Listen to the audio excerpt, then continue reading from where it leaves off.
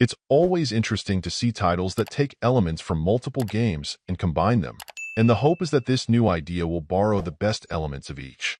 Whether simply going down the path of adding value, or possibly mixing things up in new and exciting ways, combinations of some sort always feel like there's something potentially promising to be discovered. EvoMon goes down that route, pulling together two classic games that do seem to have some synergy with each other, Tamagotchi and Pokemon, but the result feels too much like a jack-of-all-trades but master-of-none scenario. While there's some mild story framing, it makes no real effort to differentiate itself from the typical Pokemon formula, getting it off to a ho-hum start. Once you've essentially chosen your starter creature, you'll then go into full Tamagotchi mode, trying to take care of it, participate in mini-games, and generally doing a lot of pretty dull grinding until you're able to evolve it to the point that you can move into more of the Pokemon phase.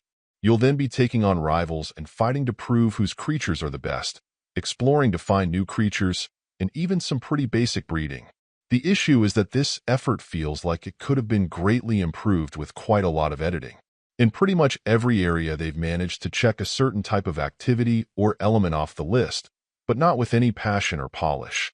It's nice that there are 9 different mini-games, but honestly 3 that were implemented with a shred of originality or interest in making them worth playing repeatedly would have been far better. This problem extends pretty well across the entire experience, though. Perhaps there are people who don't mind the simplicity of it all and just enjoy being able to do a little bit of everything every time they pick the game up. For anyone with some experience and associated expectations for quality, though, it can become a bit grating pretty quickly. Overall, my final score for the game ended up being a 5.8. And if you're interested in picking it up, it's currently available on the Switch eShop for $9.99. Thank you for taking the time to listen to this review. And if you'd like more information or ideas of indie games worth checking out on Switch, be sure to click on the link provided in the description. Until next time.